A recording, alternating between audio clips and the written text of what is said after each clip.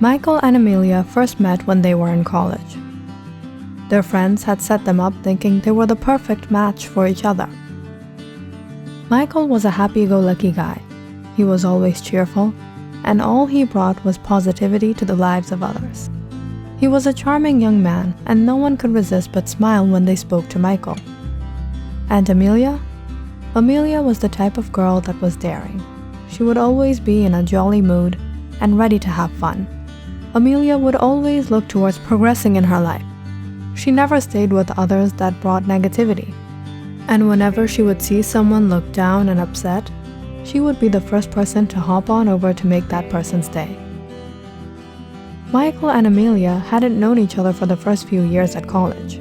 But of course, their mutual friends all had the same opinion about the two getting together. One night at a party, the two were introduced to each other, and it wasn't before long that they became good friends. Michael and Amelia had a lot in common, and they always bonded over one thing if not the other. It wasn't only them that enjoyed each other's company, but they spread happiness and joy to whoever they were around. There wasn't a moment you could just sit around Michael and Amelia and be upset even if you were having the worst day ever.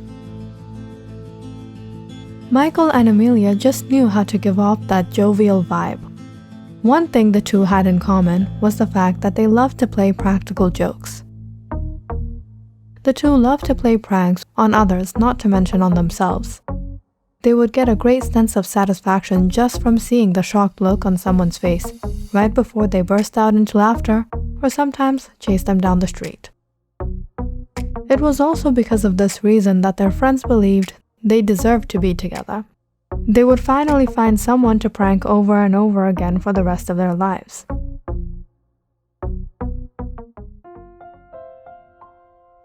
Michael and Amelia were deeply in love with each other. Staying apart for even a few hours was something difficult for the two. After a year of being together, they thought they would take their relationship to the next level. Michael and Amelia rented out an apartment where they moved in together. From then on, life had just gotten much more fun and much more convenient when it came to playing pranks. Michael was constantly playing pranks on Amelia, and Amelia too would have her share of getting him back. Like the time when Michael brought home a pet. He knew Amelia wasn't a fan of getting animals in the house. She was very clear when the two had moved in together that Michael wouldn't bring any dogs, cats, fish, or lizards into the apartment. "I'm telling you, Michael, this isn't a joke. I don't want anything walking around in the house in the middle of the night, and I definitely don't want to wake up sleeping next to a cat." Michael chuckled. "All right, sweetheart, don't worry about it. I don't even have a dog, what are you talking about?"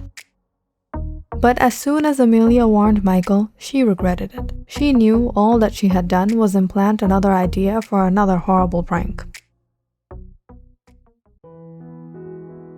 A few days later, Amelia got home early. She took a shower, wore a nice dress. She even cooked something special for the two to have for dinner.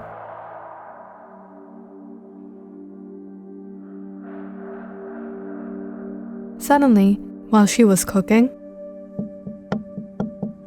she heard a knock on her window.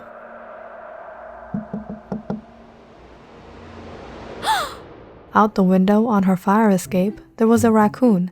And it wasn't just any raccoon. It had a collar on it and it was tied with a leash. Amelia was freaked out. She called up Michael immediately, but Michael didn't answer the phone.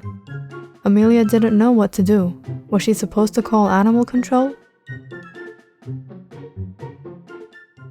An hour later, Michael came home and found Amelia sitting on the kitchen table patting her fingers. "Michael, why is there a raccoon on a leash out on the fire escape?" Amelia could see that Michael couldn't hold in the laughter. He held his breath and smiled. "I know you don't like dogs, cats, or fish, so I decided to get you a pet raccoon. Do you like it? Let me bring it in." Amelia ran into her room and locked the door until Michael let the raccoon free. When he saw the terrified look on Amelia's face that night at the dinner table, he couldn't stop laughing and mentioning it over and over again. "You are so going to pay for this." Although Amelia was a prankster herself, she always found that she lost to Michael's shenanigans. He would always be the one to have the last laugh. There was another time when Michael poured flour into the hairdryer in the bathroom. That day, Amelia was talking about going out with her friends. She picked out the perfect outfit. She had also bought a new pair of heels for the occasion. It was in a long time that she was having a girls' night out. When she got home, she hopped into the shower, and when she got out to dry her hair, boom! Michael's tummy had started to pain from the laughter. Wait, Amelia, hold on, listen. What? You knew I had plans tonight.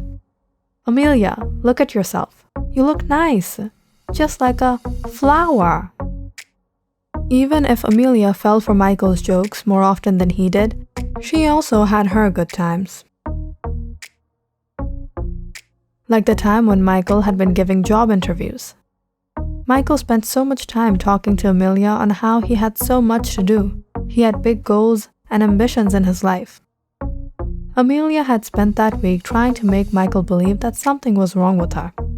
She frequently started to go to the bathroom. She started eating more than usual. Are you okay? Yeah, I'm fine. I'm just having some sweet cravings lately. That's it. A few days later, Amelia told Michael that she was late for her time of the month. She could see that Michael had started to stress from the moment she let him know. On the big night, Amelia met one of her close friends who was expecting. She planned to fool Michael by showing him a positive pregnancy test. Amelia had never expected the reaction she got from Michael when he got back home. Michael, remember I told you I was late? Yes. I have something to show you. Amelia showed Michael the test. He read it and sat down on the couch. After a while, he gestured Amelia to sit next to him. Amelia, I don't know how we'll handle everything. I still haven't gotten any replies from the job interviews. Things might be really tough, but I know I want to spend the rest of my life with you. Marry me, Amelia. If it wasn't now, it would have been a few years later. I'm actually glad. I'm going to be a father. Amelia had imagined Michael going crazy. She hadn't realized how much Michael loved her. Michael, it was a joke. What? No, this time you went over the line, Amelia. Things were going on like this all the time at their apartment. One day, Amelia would open the door and get soaked with water from a bucket that Michael had placed on a shelf. The other morning, she put salt in her coffee and headed to work. Michael was always full of surprises. Amelia was getting a little annoyed at how Michael would always see through her pranks. She needed to think of something better, and she got the best idea for a prank when she went to a friend's house one weekend. Amelia's friend lived by the beachside. She was hosting a barbecue party and had invited Amelia over. That night, before she was heading home, Amelia decided to take a walk by the shore as she had come so far to the beach anyway. As she walked on the wet sand, she saw something in the distance, washed up on the shore. It looked like a hand, but it was motionless. She hurried over and realized it wasn't a person. It was a female mannequin. It wasn't assembled, and the arms and legs were sticking out at odd angles. Amelia had seen the hand sticking out of the sand. Amelia moved the mannequin with her feet. She wondered how it ended up here. Someone had probably thrown it into the sea, and it drifted back to shore. Suddenly, Amelia got an idea. She picked up the mannequin and dragged it all the way back to her car and dropped it into the trunk.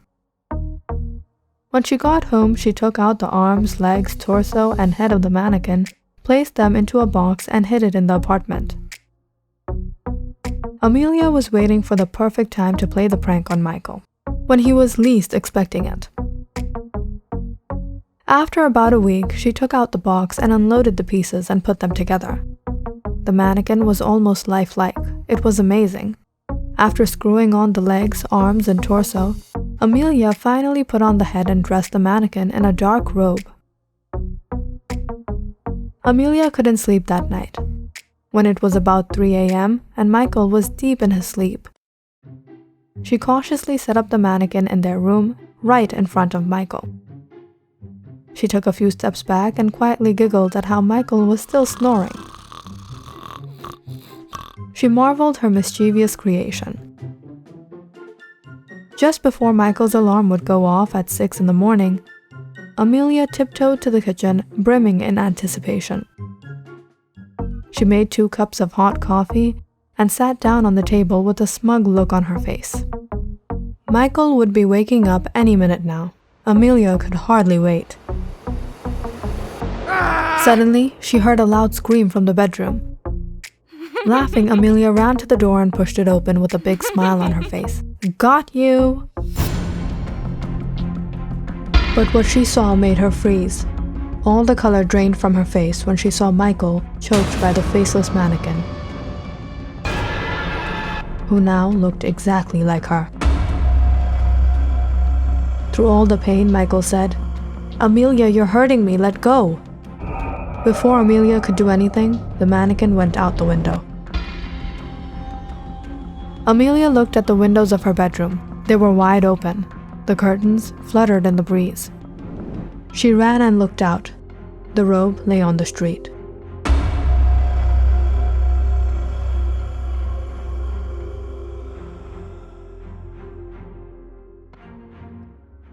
Click on the subscribe button and check out more awesome videos on our channel. And don't forget to press the bell icon because you know it's interesting.